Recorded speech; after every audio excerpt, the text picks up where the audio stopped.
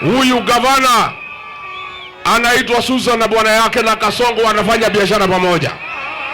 Huyu gavana alikuwa anasema ati Rigiji asifike Nakuru. Nakuru ni kwake? Nakuru ni ya mama yake? Nimefika sijafika? Wewe gavana unasema tusifike Nakuru ukiwa nani? Huyu mtoto wa Kihika, mimi ndio nilikuja hapa nikampigia campaign, kweli ya mauongo? Na huyu Kasongo nilimleta hapa. Mimi watu wangu naomba msamaha.